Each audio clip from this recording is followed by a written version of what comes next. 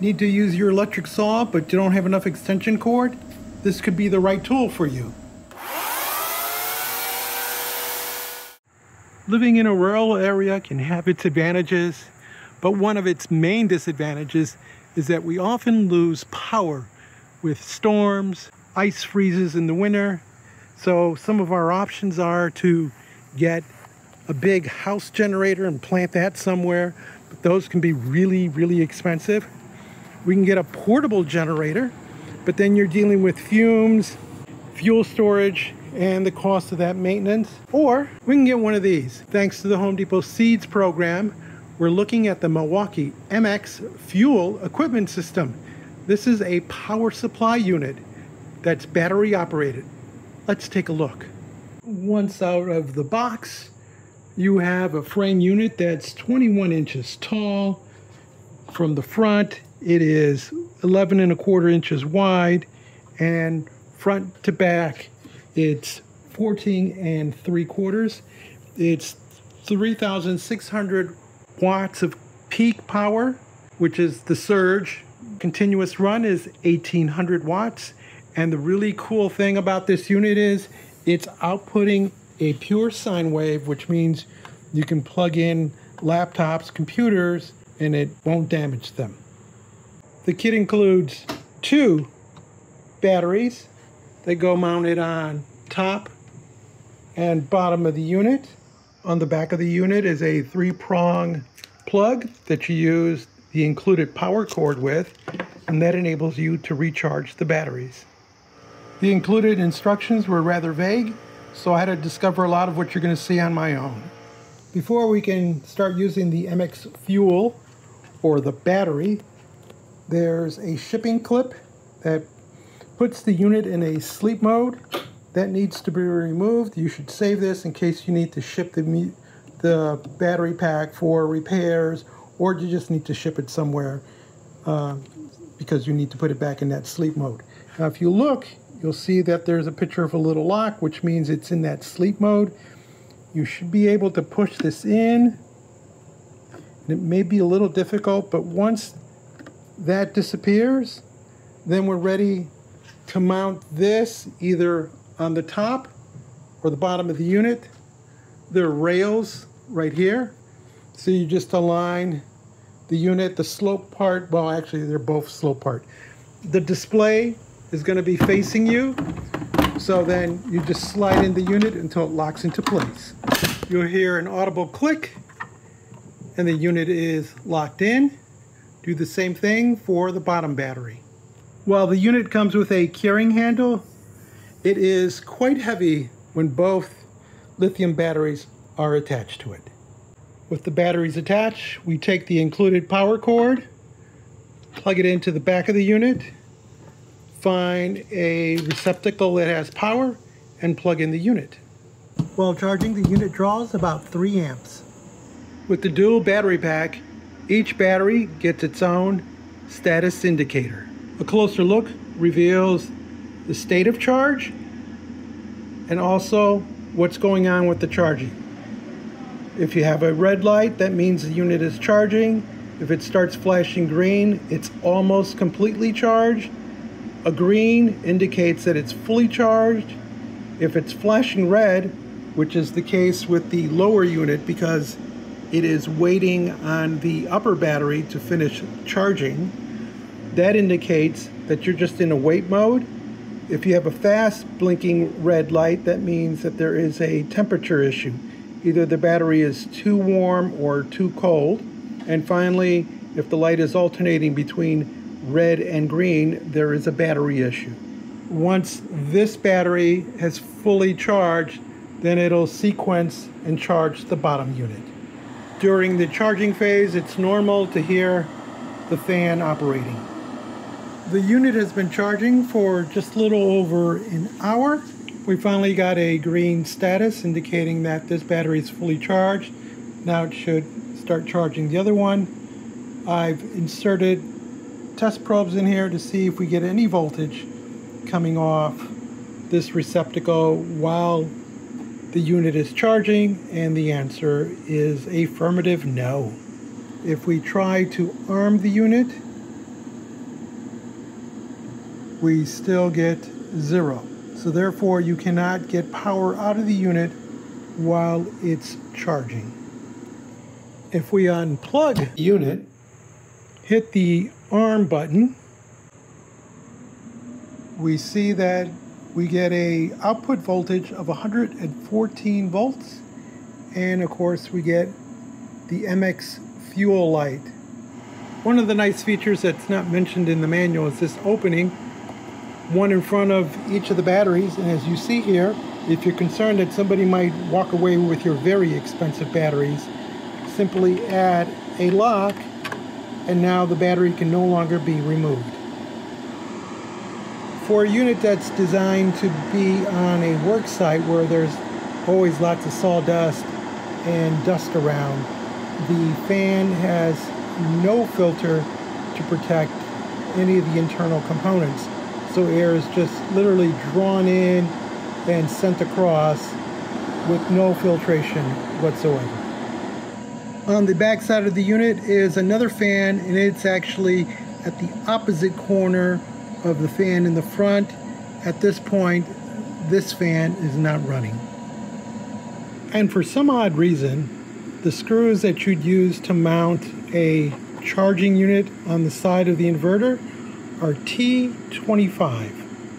When the two batteries are fully charged, the unit goes silent, but you can check the status of each of the batteries individually by pressing the soft button on the battery itself, and that'll give you a status.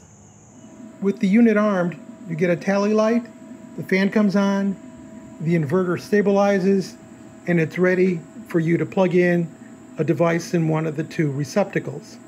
Of course, the fan and the inverter will stay in that mode until you shut off the unit. So if you find yourself not needing the power supply for a while, it's best to shut it off so that the fan and the inverter shut down and stop drawing power. Some of you sharp-eyed viewers may have noticed that there are no Gfci receptacles on the Milwaukee like there are on some other power inverters. Why is that? Well, according to Milwaukee, the battery pack power going through the inverter, going to the receptacle, is totally isolated. So there is no contact with the metal wraparound frame or any of the screws or any of the controls. So it's the hot and the neutral are isolated internally, so there's no way for you to come in contact with them, so they don't feel it's necessary to include a GFCI. However, the ground pin is available to be connected to a ground rod. So should your code or local practice require that, that can be accomplished. When needing to swap out a battery or just to remove it, you come underneath the top one, there's a red bar, you press up on that bar, the battery springs forward, grab it by the handle, pull forward. On the bottom unit, the red tab lever is on top, so you just press down, battery springs forward, grab the handle underneath, and pull out. Here we have fully charged battery packs. I got a line splitter that I'm going to plug into the output of the inverter. That's going to allow me to show you the current draw of the refrigerator that we're going to plug into here. Over on this side, we're going to take a look at the frequency and the voltage output of the inverter. And finally, up here, we're going to run a clock to see how long it takes for this 21 cubic foot refrigerator to exhaust the batteries. So at this point, I've plugged in the line splitter. I've not armed the unit, and I also have not plugged in the refrigerator yet. So you always have to arm the unit before you can plug something into it. You hear the fan come up, the voltage initializes and stabilizes. Now I'm going to take the power cord, plug it into the line splitter so it will start drawing current, and we should see some change here on the line splitter.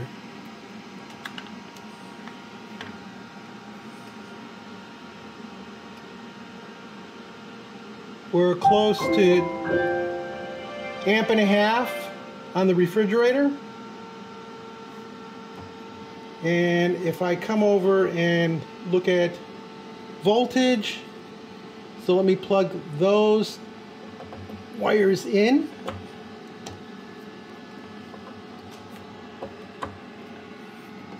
We're at 120 volts and 59.7.6 hertz, very close to 60 hertz. So that's a very stable power output. Less than an amp draw, 2 amps, almost 3 amps. So I guess the compressor is starting to cycle up on the refrigerator. A little over 10 minutes into the test, and we're at 113 volts and just under 2 amps of current. 34 minutes in, and we notice that the voltage is fluctuating between 94 and 110. Frequency is still steady. Current is fluctuating between 2.7 and 1.6. As we come up on 40 minutes, we're going to terminate the test because the voltage is still fluctuating between 95 and 110, and that's not a good thing for a compressor to be going through. We also have this fluctuation in current draw from 2.7 to 1.6. So we're going to switch back to shore power, and you can note that the battery is starting to indicate one light flashing. So it's about to cross over to 3/4 charge on the first battery. The second battery hasn't been used. So in theory, we'd have a fairly long run time because we're at 40 minutes, but not acceptable with this voltage and current fluctuation. This is not the unit that I would use to run the refrigerator during a power outage. I could see using this in other applications. We have a tankless water heater, and obviously that's a minimal draw, so this would be a great way of getting hot water during a power outage.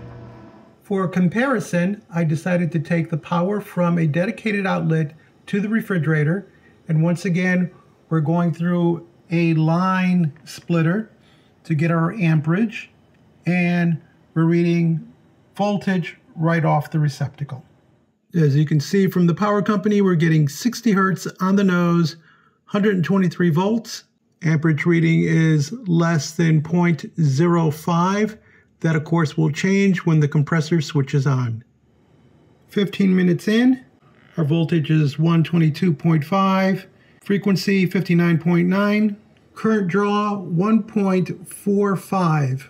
42 plus minutes in, our voltage is at 121, frequency at 60, current is at 0.36. Over an hour into our data collection, and we see voltage is at 121.9, frequency still at 60, amperage is at 0.36, and again we have none of that crazy fluctuation that we saw with the inverter. Wanting to be fair to Milwaukee, and also wanting to find out if the inverter fluctuation with voltage and amperage was just a one-off or if it's just normal, we got a second unit. This is a brand new second unit, 2 charge batteries in it. I have a power cord coming from the refrigerator, going through the line splitter. We're also going to be monitoring voltage. So first thing we have to do, of course, is to arm the Milwaukee. And what arming does is it turns on the inverter, voltage stabilizes, then it's ready for use. It's at that point that you can plug in your device.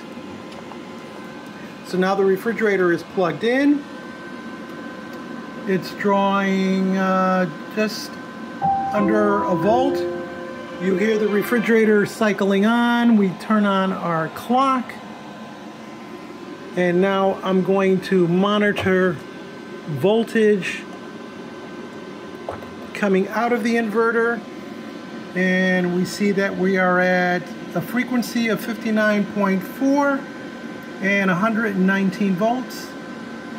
Coming up on 11 minutes into our test, we see our voltage has dropped down from 119 to 112. Frequency is now down to 59.4. Our amperage is still pretty stable, 1.6112. Just crossing over the 30-minute mark. Our voltage is 112, frequency 59.5, amperage 1.90. As you might recall, it was at the 30-minute mark that we started having problems with the inverter on the first unit. We'll continue the test a bit longer to see if the stability maintains. At 40 plus minutes, the battery drops down to 3/4. Voltage 112, frequency 59.5, amperage 2.2, and holding steady. Here we are coming up on 48 minutes, and much to my disappointment, voltage is oscillating wildly, as is amperage, and it has nothing to do with the refrigerator. It seems to be everything to do with this inverter, and for some reason when you get to that 45-minute range or so, you notice frequency is still fairly static, though it's dropped down a bit. But this voltage between 80 and almost 110, the amperage jumping up and down, not acceptable. Again, we're going to have to terminate the test because I don't want to damage the compressor on the refrigerator. With the refrigerator back on utility power, I left the probes plugged into the inverter just to see what kind of readings we get now. And you see it's at 113, frequency 59.4, and it's stable. Though we're not drawing anything, we're just getting some noise readings on the current.